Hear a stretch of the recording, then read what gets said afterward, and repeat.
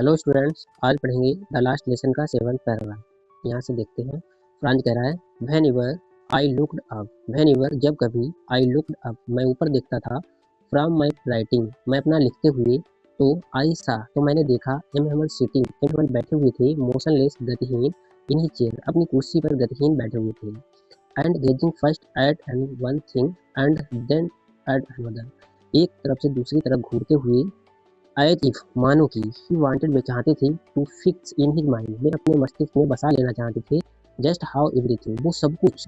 Look जो दिखाई दे रहा था, in that little school room जो उस स्कूल के छोटे कमरे में जो दिखाई दे रहा था, उस सभी चीज़ों को वे बसा लेना चाहते थे। फैंसी कल्पना करो, फॉर 40 ईयर्स 40 वर्षों तक, he had been there in the same place वे एक ही स्थान पर रहे थे, विथ हिज गार्डन आउटसाइड और उनके बाहर बगीचा था, द विंडो खिड़की के बाहर, and his class in front of him और उनकी कक्षा के सामने ही बगीचा था, जस्ट लाइक दैट इसी तरह। ओनली द डेस्क वहाँ की केवल मेज एंड बेंच और bench had been worn smooth वे सभी चिकनी हो गई थी, द वॉलनट ट्रीज और वहाँ के अखरोट के पेड़, इन द गार्डन बगीचे में अखरोट के पेड़, वर टालर वे सभी लंबे हो गए थे, बड़े हो गए थे, एंड और हॉपबाइन वहाँ की जो लताएं थीं, that he had planted himself जो उन्होंने स्वयं ही लगाई थी, ट्विंड जो मुड़कर, अबाउट द विंडो और खिड़की से होकर, टू रूफ जो छत तक मोड़ी हुई थी, how it must have broken his heart उनका हृदय किस प्रकार, टू लीव इन सभी चीज़ों को छोड़कर टूटा होगा, पुअर मैन बेचारे गुरुजी, to hear sister moving about in the room above to hear वे सुन रहे थे कि सिस्टर मूविंग अपने बहन की चलने की आवाज़ को, about in the room above जब वे ऊपर की ओर चढ़ रही थी, पैकिंग पैक कर रही थी, देयर ट्रंक्स अपना जो कुछ सामान था वो पैक कर रही थी,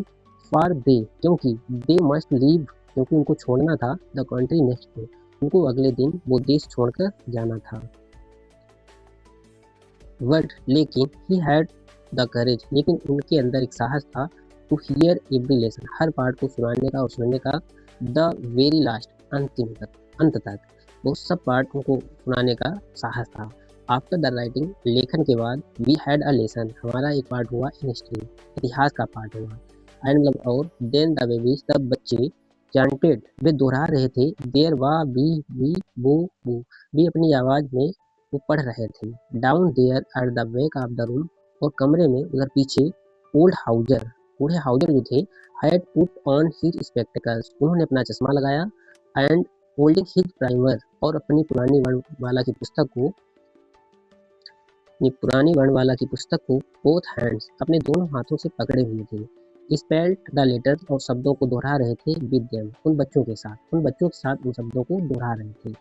यू कुड सी आप देख सकते थे, दैट की ही मतलब वे, टू वाज क्राइंग क्योंकि वे रो रहे थे, हिज वॉइस और उनकी आवाज़ ट्रेम्बल्ड वो कांपती हुई निकल रही थी, विद इमोशन भावुक होने के कारण उनकी आवाज़ निकल रही थी,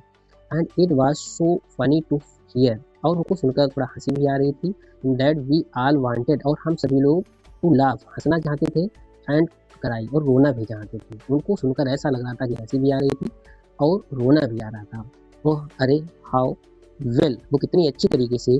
आई रिमेंबर इट वो मुझे याद है, दैट लास्ट लेसन वो हाय अंतिम पार्ट मुझे इतनी अच्छी तरीके से याद है। All at once the church clock struck 1 all at once तुरंत ही, द चर्च क्लॉक स्ट्रक 1 तभी चर्च की घड़ी ने 12 बजाए, देन और तब, द एंगल्स नाम की प्रार्थना हुई,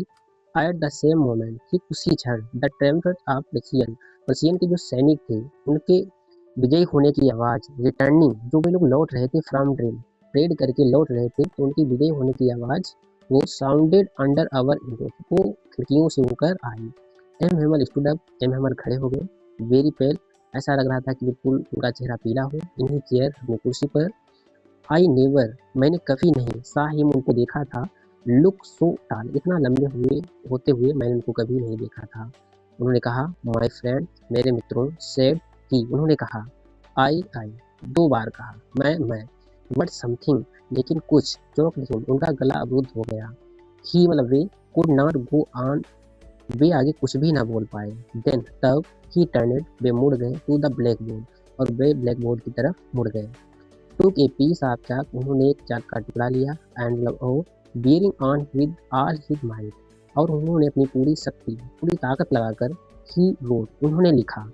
as large as he could, जितना बड़ा बड़ा उन्होंने लिख पाया उतना बड़ा बड़ा लिखा। विव ला फ्रांस, उन्होंने लिखा फ्रांस जिंदाबाद। देन तब ही स्टॉप्ड, तब वे रुक गए। एंड लेन, और झुका लिया। हिज हेड, अपने सिर को झुका लिया। अगेंस्ट द वॉल, दीवार की तरफ अपने सिर को झुका लिया।